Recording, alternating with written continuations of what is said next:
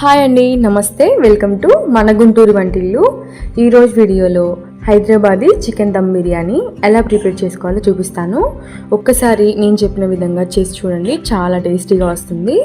ఒక్కసారి ఈ బిర్యానీని ఇంట్లో తయారు చేసి పెట్టారంటే ఇంకెప్పుడు బయట నుంచి తెప్పించుకోరు, అంత రుచిగా ఉంటుంది ఈ చికెన్ బిర్యానీ.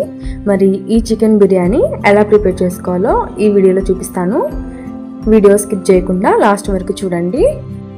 ఇక్కడ నేను అర కేజీకి చెప్తున్నాను. ముందుగా అర కేజీ బియ్యాన్ని తీసుకొని వాటర్ యాడ్ చేసుకొని బాగా కడిగేసుకొని అందులోకి ఫ్రెష్ వాటర్ని యాడ్ చేసుకొని మూత పెట్టేసి ఒక అరగంట నాననివ్వాలి. ఇప్పుడు బ్రౌన్ ఆనియన్స్ కోసం మీడియం సైజులో ఉన్న ఒక 3 ఉల్లిపాయలని ఇలా పొడుగుగా కట్ చేసుకొని గోల్డెన్ కలర్ వచ్చేంత వరకు ఫ్రై చేసుకోవాలి.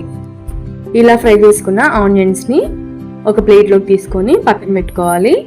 ఇప్పుడు మనం ఏ గిన్నెలో అయితే బిర్యానీ చేసుకోవాలనుకుంటున్నామో ఆ గిన్నెలోకి చికెన్ యాడ్ చేసుకొని అందులోకి 2 టేబుల్ స్పూన్ల వరకు కారాన్ని, 1 టేబుల్ స్పూన్ వరకు సాల్ట్ని, కొద్దిగా పసుపు, కొద్దిగా ధనియాల పొడి, కొద్దిగా బిర్యానీ మసాలా, 1 టేబుల్ స్పూన్ వరకు అల్లం వెల్లుల్లి పేస్ట్, ఇందులోకి హోల్ గరం మసాలా, అలాగే కొద్దిగా కొత్తిమీర, కొద్దిగా పుదీనా, ఇంకా ఇందులోకి 1 కప్పు వరకు పెరుగును కూడా యాడ్ చేసుకొని అలాగే 1 బద్ద నిమ్మకాయని కూడా పిండేసుకోవాలి. ఇందులోకి మనం ఇందాక ఫ్రై చేసి పెట్టుకున్న బ్రౌన్ ఆనియన్స్ని కూడా వేసుకొని ఒకసారి బాగా మిక్స్ చేసుకోవాలి. నేను ఇక్కడ అర కేజీ చికెన్కి అర కేజీ రైస్ని తీసుకున్నాను. అలాగైతేనే బిర్యానీ చాలా టేస్టీగా ఉంటుంది, మసాలా కూడా సరిపోతుంది. ఇప్పుడు ఇందులోకి ఆయిల్ని కూడా యాడ్ చేసుకొని ఒకసారి బాగా మిక్స్ చేసి మూత పెట్టేసి ఒక అరగంట పాటు పక్కన పెట్టుకోవాలి. ఇప్పుడు రైస్ని బాయిల్ చేసుకోవడానికి వాటర్ని యాడ్ చేసుకొని ఇందులోనే కొద్దిగా 1 టేబుల్ స్పూన్ వరకు సాల్ట్ని కూడా యాడ్ చేసుకోండి, క్లిప్ మిస్ అయింది. ఇందులోకి హోల్ గరం మసాలాని కూడా యాడ్ చేసుకొని కొద్దిగా పుదీనా, కొద్దిగా కొత్తిమీరని కూడా యాడ్ చేసుకొని ఇందులోకి కొంచెం అల్లం వెల్లుల్లి పేస్ట్ని కూడా వేసుకొని ఇందులోనే కొంచెం బిర్యానీ మసాలా కూడా వేసుకొని ఒకసారి కలిపేసుకొని స్టవ్ పైన పెట్టేసుకోవాలి. ఇక్కడ 2 బర్నర్స్ పైన ఒక పక్క రైస్ని ఒక పక్క చికెన్ని కూడా పెట్టేసుకొని చికెన్ని రైస్ని మధ్య మధ్యలో కలుపుకుంటూ 80% కుక్ అయ్యేంత వరకు ఉడికించుకోవాలి.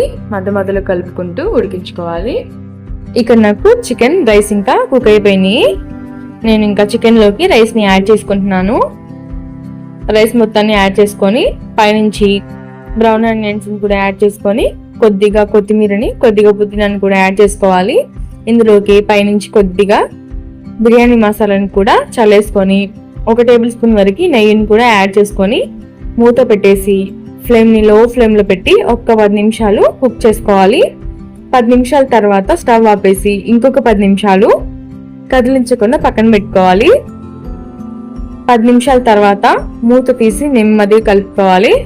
చూస్తారు కదా ఎంత బాగా వచ్చిందో. మరి ఒక్కసారి నేను చెప్పిన విధంగా మీరు కూడా ట్రై చేయండి, చాలా టేస్టీగా ఉంటుంది. అర కేజీ చికెన్కి అర కేజీ రైస్ తీసుకోండి, మీకు మసాలా పర్ఫెక్ట్గా సరిపోతుంది అనమాట. ఇంకా ఈ బిర్యానీలోకి ఎటువంటి గ్రేవీస్తో పని ఉండదు, మనకి ఈ బిర్యానీలో మసాలా అయినా సరిపోతుంది అనమాట.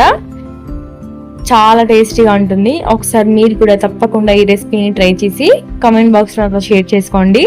మరి ఈ రెసిపీ కనుక మీకు నచ్చినట్టయితే మన ఛానల్ని సబ్స్క్రైబ్ చేసుకోండి, లైక్ చేయండి, షేర్ చేయండి.